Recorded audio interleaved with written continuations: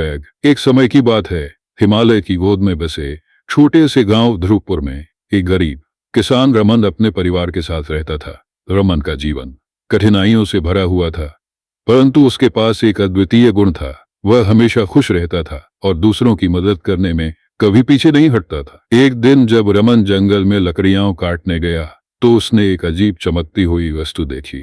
जिज्ञासावश उसने उस वस्तु को उठाया और पाया कि यह एक पुराना बैग था।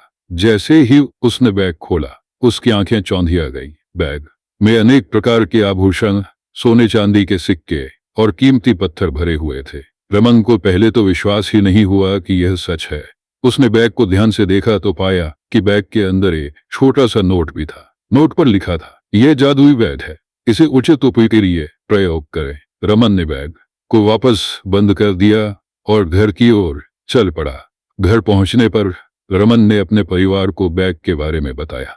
उसकी पत्नी सुमित्रा और बच्चों की खुशी का ठिकाना नहीं रहा। लेकिन रमन ने सोचा कि पहले उसे यह जानना होगा कि इस बैग का उपयोग कैसे किया जाए और इसके पीछे का रहस्य क्या है।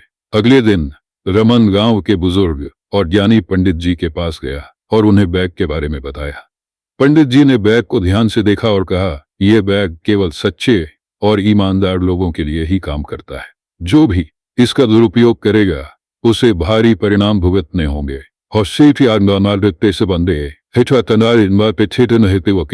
रमन ने पंडित जी की बात ध्यान से सुनी और निर्णय लिया कि वह इस बैग का उपयोग केवल जरूरतमंदों की मदद के लिए करेगा। उसने सबसे पहले गांव के उन परिवारों की मदद की जो अत्यंत गरीबी में जी रहे थे। धीरे धीरे ध्रुवपुर गांव की स्थिति बदलने लगी। हर किसी को अपने जरूरत का सामान मिलने लगा और गांव में खुशहाली छा गई।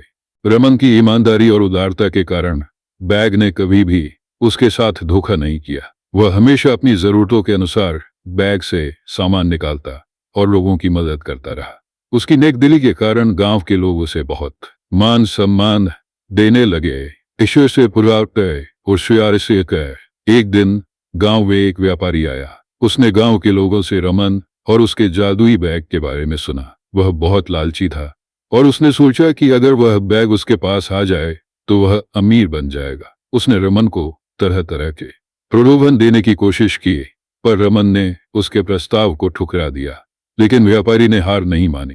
उसने रात में चोरी छुपे रमन के घर से बैग चुराने की योजना बनाई।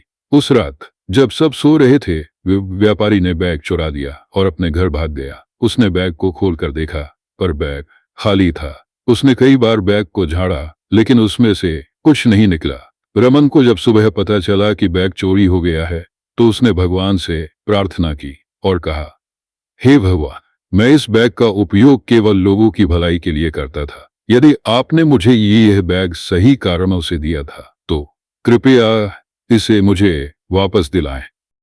अचानक एक चमत्कार हुआ। व्यापारी के घर से एक तेज रोशनी निकली और बैग रमन के पास वापस आ गया। व्यापारी को भी अपनी गलती का एहसास हुआ और उसने रमन से माफी मांगी।